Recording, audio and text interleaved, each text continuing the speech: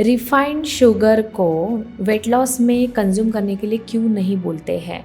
तो मैं इस वीडियो में आपको शुगर के जो सब्स्टिट्यूट्स है जिसको अल्टरनेटिव्स बोलते हैं, मैं उसके भी आपको अल्टरनेटिव्स देती हूँ।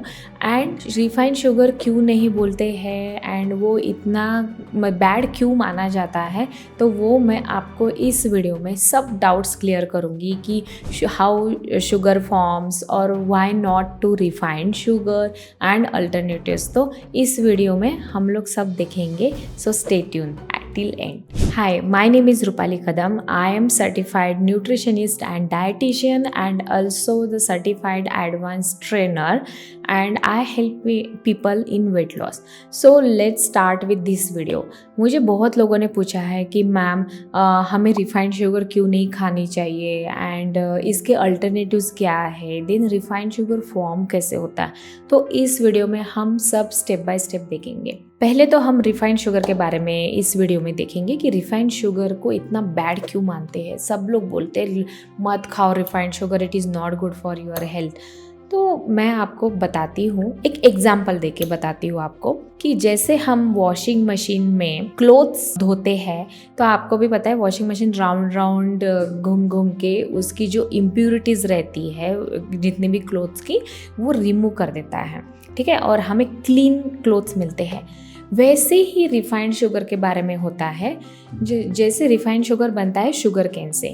शुगर केन ये मशीन्स में जाके उसको पूरा प्रोसेस करके, तो जिसमें सेंट्रीफ्यूगेशन एक प्रोसेस रहता है, सल्फर का एक प्रोसेस रहता है, तो उसको प्रोसेस कर करके उससे रिफाइंड शुगर फॉर्म होता है। तो शुगर केन के जो न्यूट्रिशंस रहते हैं वो भी रिमूव हो जाता है एंड इम्प्यूरिटीज़ भी रिमूव हो जाती है एंड मोलासिस भी एक रहता है, कलर जो ब्राउन कलर में रहता है वो भी रिमूव होता है। तो ये सब रिमूव होने के बाद हमें रिफाइंड शुगर मिलता है।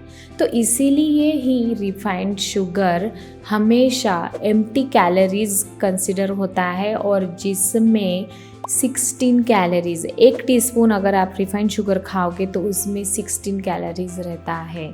तो रिफाइंड शुगर से आपको कुछ नहीं मिल रहा है, तो फिर उसका अल्टरनेटिव्स क्या है। जैसे अगर आप रिफाइंड शुगर टी और कॉफ़ी में लेते हो, उससे आपको कुछ नहीं मिल रहा है, बॉडी को तो चाहिए ना। अगर आप रिफाइंड शुगर कंज्यूम कर रहे हो तो आपके बॉडी को न्यूट्रिशन नहीं मिल रहा है, तो इसीलिए कुछ ना कुछ खाने की इच्छा होती है।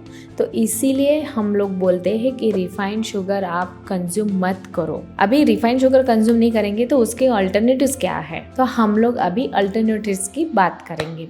तो मैं कुछ अल्टरनेटिव्स बताती हूँ। उसमें से नंबर 1 अल्टरनेटिव्स है जागरी, ठीक है। जागरी पाउडर भी मार्केट में आता है, तो आप जागरी पाउडर भी कंज्यूम कर सकते हैं and jaggery, but make sure jaggery लेते टाइम वो ब्राउन कलर होना चाहिए। जैसे डार्क ब्राउन कलर रहता है वो बेस्ट रहता है, और लाइट रहता है उसमें थोड़ा सॉल्ट ऐड रहता है, तो वो मत कंज्यूम कीजिए। और उससे चाय भी फटती है, तो चाय भी आपकी बेकार हो जाएगी। तो इसलिए जागरी ब्राउन कलर में कंज्यूम कर सकते हो एंड जागरी में भी 16 कैलोरीज रहता है। तो आप बोलोगे रिफाइंड शुगर में भी तो 16 कैलोरीज एंड जागरी में भी 16 कैलोरीज, तो फिर रिफाइंड शुगर क्यों नहीं। तो मैं आपको बताना चाहती हूँ कि अगर रिफाइंड शुगर में, जैसे मैंने बोला है कि जो एक प्रोसेस रहता है उसमें से सब न्यूट्रिशन तो रिमूव हो गए, बट जागरी ये बिफोर स्टेज होता है। जैसे शुगर केन को बॉईल करते हैं, बॉईल करने के बाद उसकी इम्प्यूरिटीज़ ऊपर की निकाल के जो एक फॉर्म रहता है वही बोलते हैं जागरी। तो जागरी में आयरन रहता है, मैग्नीशियम, पोटेशियम, कैल्शियम, ये रिच न्यूट्रिशंस जो रहते हैं एनरिच, तो वो जागरी में होता है। तो इसीलिए आप जागरी कंज्यूम कर सकते हो। नंबर 2, अभी नंबर 2 पे है हमारा डेट्स, ठीक है। तो आप डेट्स कंज्यूम कर सकते हो। डेट्स में भी आयरन बहुत भर भर के होता है। तो मैं आपको बताती हूँ एक सिंपल टेक्निक। जैसे आपको अगर डेट्स कंज्यूम करना है इन टी और कॉफ़ी, तो क्या करिए कि डेट्स 5 आवर्स तक आप वाटर में सोक करके रखिए। फिर उसके बाद उसका मिक्सर से एक पेस्ट बना के लो एंड वो पेस्ट एयर टाइट कंटेनर में आप 10 डेज़ के लिए रेफ्रिजरेटर में रख सकते हो। और जब आपका मन करे कि अभी मुझे टी पीना है, तो टी या कॉफ़ी बना लो और उसमें ऊपर से वो डेट पेस्ट आप डाल दो 1 to 2 टीस्पून, ठीक है। तो वैसे आप डेट कंज्यूम कर सकते हो, उसमें आपको बहुत सारे मिनरल्स मिल जाएंगे। देन नंबर 3 पे है हनी। अभी हनी तो मार्केट में बहुत सारे हैं और हनी में सबसे बेस्ट चीज़ ये है कि वो एंटीऑक्सीडेंट प्रोवाइड करता है एंड एंटीऑक्सीडेंट की वजह से आपका मेटाबॉलिज्म बूस्ट होता है।